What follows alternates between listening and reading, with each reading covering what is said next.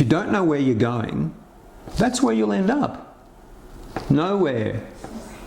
Okay, so that's a cheesy pun, but it also holds a lot of truth, because a lack of direction can see you just go around in circles. When you're creating your financial plan, naturally, it needs to start at the beginning, and that's having a clear understanding of your current financial situation, your income and expenses, assets and liabilities. But the other key component of your beginning is the finish, and that's your financial goals and objectives. And getting a handle on your current position should be reasonably straightforward, as it just documents where you already are. But once you've identified this, the next step is to formulate where you want to end up.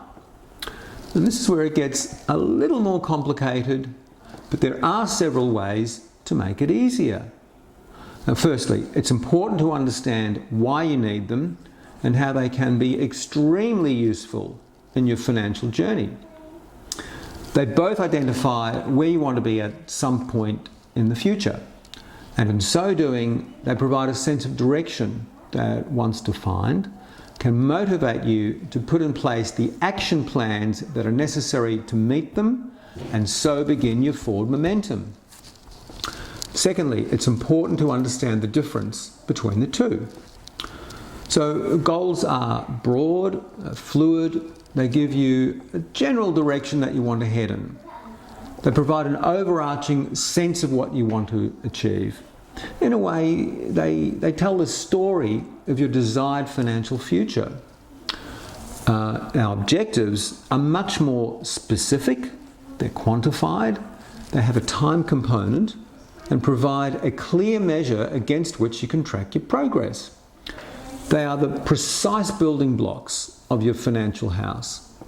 And here's how to start formulating them. The Money Matrix provides a structure that you can use. It's a free template that organises your goals and objectives in this way.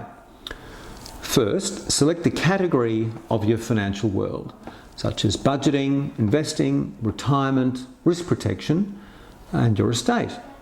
And for each of these, come up with a goal, a general sense of what you want to achieve.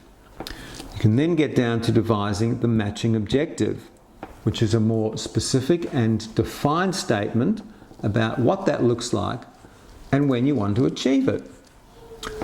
Here are some examples. So in the area of budgeting, a goal might be to establish a financial safety net. The objective could be to establish a cash fund of $10,000 by the end of the year. For retirement, your goal could be to enjoy a financially secure and comfortable retirement. The objective could be to retire with an annual income of $60,000 by the time you turn 65. For insurance, the goal could be to protect your income stream. The objective could be to insure a certain percent of your income against disability, and that might be within a couple of years. For debt, it could be to accelerate your mortgage repayments. The objective could be to reduce your mortgage down to $100,000 in a couple of years. When these have been defined, it can sometimes be a bit of a relief, because without them, you can feel directionless or a bit overwhelmed by your finances. But with them, you have a much clearer picture about your desired future. And this often provides a confidence and energy that gives fuel to your financial journey. So, to kick some financial goals now, define what they and your financial objectives are. Just email us here for your free template to get you on your way.